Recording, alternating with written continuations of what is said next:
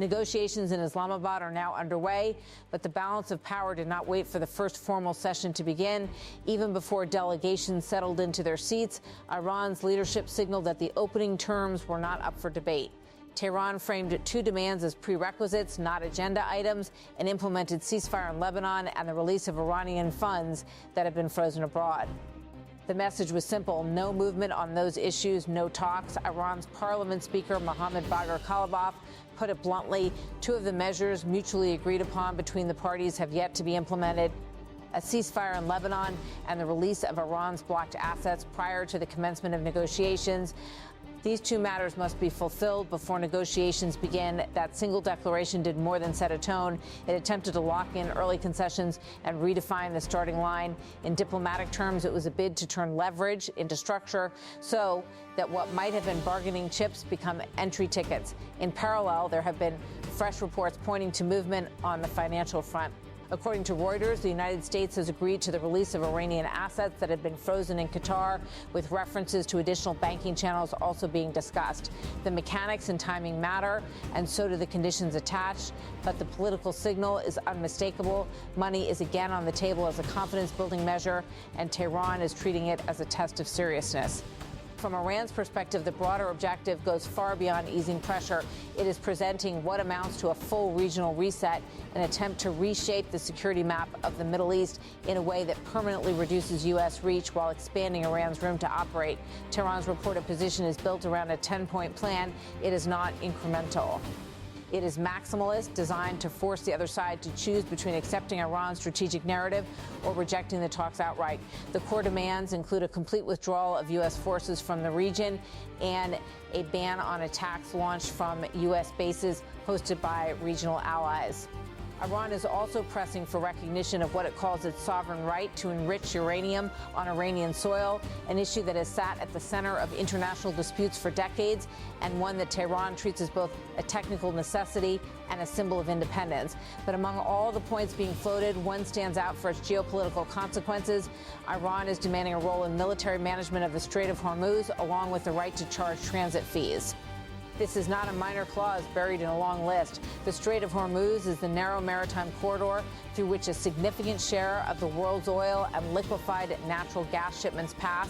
It is a strategic choke point by geography and a pressure point by politics. Any suggestion that one regional power could formalize control mechanisms, especially financial ones, would raise alarm far beyond the Middle East. In effect, Tehran is seeking something close to institutionalized leverage over a route that global markets treat as a lifeline.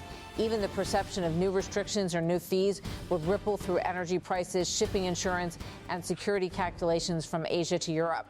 Iran's framing is also important. It is not merely asking for a temporary arrangement, but for something enduring, an accepted role that would be difficult to reverse later. That is why critics describe it as an attempt to put a permanent hand on global energy flows. And in Tehran's telling, it is not making these demands in exchange for entering talks. It is making them as the price of any new regional order. The ceasefire requirement in Lebanon is central to this approach. Iran is tying the diplomatic process to the battlefield temperature, insisting that negotiations cannot proceed while one of its key regional partners remains under fire or while the conflict environment remains unstable. Whether that condition is practically enforceable is another matter. But politically, it allows Tehran to present itself as a guarantor of calm while also positioning itself as a gatekeeper for progress. Then there is the question of frozen assets. For Iran, releasing blocked funds is not just about liquidity. It is about recognition, an implicit acknowledgement that sanctions and restrictions are negotiable and that pressure can be traded for engagement. That is why Iran's leadership has treated the assets issue as a precondition rather than a discussion point. It is seeking confirmation up front that negotiations will deliver tangible economic results, not just promises. Washington, however, is approaching the talks with a very different blueprint, one that reads less like a mutual roadmap and more like a list of demands. The reported U.S. position is structured around a 15-point framework. Its centerpiece is the nuclear file with calls for sweeping and permanent restrictions. The United States is demanding the full dismantling of key nuclear facilities at Natanz, Isfahan, and Fordow, sites that have long been central to Iran's enrichment program and that have also been the focus of international monitoring, controversy, and at times sabotage allegations. The framework also calls for a permanent ban on enrichment and for the transfer of all uranium to the International Atomic Energy Agency. These are not tweaks. They would amount to reversing the architecture of Iran's nuclear program as it exists today. From Washington's standpoint, the logic is clear. No enrichment capability means no short runway to a nuclear weapon and no ambiguity about breakout timelines. From Tehran's standpoint, it would mean surrendering a capability it has spent years building under pressure, something Iranian leaders have repeatedly described as non-negotiable. But the U.S. framework does not stop at centrifuges and stockpiles. It reaches deep into Iran's regional posture, targeting what Washington and its allies often describe as Iran's network of armed partners and proxies, groups that Tehran calls part of a broader resistance front. The U.S. demands include an end to what it labels the axis of resistance, including a requirement that Iran cut ties with Hezbollah, Hamas, and the Houthis. This is a sweeping political and strategic demand. It would require Iran to abandon relationships that it considers core to its deterrence model and its regional influence. For Tehran, those ties are not merely ideological. They are strategic depth, relationships that allow Iran to project power without deploying conventional forces and to create pressure points against adversaries. So when Washington puts those ties on the table as something to be terminated once and for all, it is effectively demanding Iran dismantle a central pillar of its security doctrine. Then comes the point that carries the most political shock value, the U.S. demand that Iran recognize the State of Israel.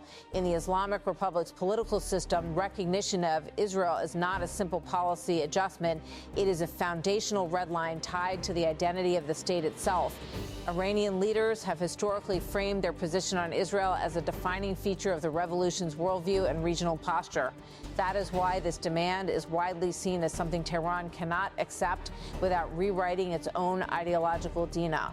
To Washington, it may be framed as a step toward regional normalization and conflict reduction. To Tehran, it would be treated as forced capitulation. In exchange for compliance across the nuclear and regional files, the U.S. framework offers sanctions relief and economic easing. But even there, the structure matters. Relief is presented as conditional, reversible, and tied to long-term verification. And Washington's demands also extend to the Strait of Hormuz, directly countering Iran's push for greater control. The U.S. position calls for the strait to be declared a permanently open international waterway, a concept designed to block any attempt by a regional actor to impose new restrictions, new tolls, or new security arrangements that could disrupt shipping. So the two sides are not just arguing over details, they are arguing over what the region should look like. Iran's plan seeks to formalize a Middle East with reduced American military presence, expanded Iranian strategic autonomy, and recognized Iranian rights in the nuclear and maritime domains. The U.S. plan seeks to permanently roll back Iran's nuclear capacity, dismantle its regional alliances, and lock in international guarantees over key waterways. They are, in effect, two competing constitutions for the region's future. And that is why the early days of the Islamabad talks feel less like a negotiation and more like a collision, two sets of demands that appear designed to be rejected by the other side. On the ground, there is talk of a fragile ceasefire environment, but the diplomatic gap remains enormous. Even if violence temporarily subsides, the political foundations of the disputes are still intact. Security, sovereignty, ideology, and power. Iran is entering these talks insisting on preconditions that imply early wins, especially on Lebanon and frozen assets. The United States is entering with a framework that aims for structural change inside Iran's nuclear program and regional strategy. The immediate question is whether the talks can even clear the procedural hurdles. If Tehran insists the ceasefire and asset releases must happen first, and if Washington treats those as matters to be addressed within the process rather than before it, the negotiations could stall before they truly begin. And even if those hurdles are cleared, the larger problem remains. Each side's starting position reads like the other side's definition of defeat. That dynamic is already shaping the atmosphere around Islamabad. The summit is being watched not only as a venue for dialogue, but as a test of whether diplomacy can function when both parties come to the table with maximalist end states instead of flexible bargaining ranges. In other words, the risk is that these talks become less about finding a middle ground and more about documenting irreconcilable positions, turning diplomacy into a formal record of deadlock. Still, both sides have reasons to show up. Iran faces economic pressures, sanctions constraints, and domestic expectations for relief. It also wants recognition as a decisive regional power, not merely a problem to be managed. Entering talks with a bold plan helps Tehran project strength at home and deterrence abroad. The United States, meanwhile, wants to contain nuclear risk, protect allies, and prevent a wider regional war. It also has a strategic interest in keeping energy routes stable and preventing any single actor from gaining coercive leverage over global shipping lanes. Those motivations can bring parties to the table. But motivations do not automatically produce compromise, especially when the demands are framed as non-negotiable. As Islamabad opens this new chapter, the first half of the story is already clear. Iran is attempting to define the rules of entry, while the United States is attempting to define the rules of outcome. And in between those two visions sits a region still dealing with active conflict zones, contested borders, and fragile ceasefires where a single escalation could derail the entire process before it reaches substance. The next phase will depend on whether either side is willing to turn its blueprint into a bargaining position rather than a final draft. If you strip away the ceremony and the staged optimism, what's unfolding in Islamabad is less a negotiation than a collision between two opening positions that are designed to be non-starters. Iran has approached this round with a deliberate tactic: convert leverage into structure. Instead of treating certain demands as items to be traded,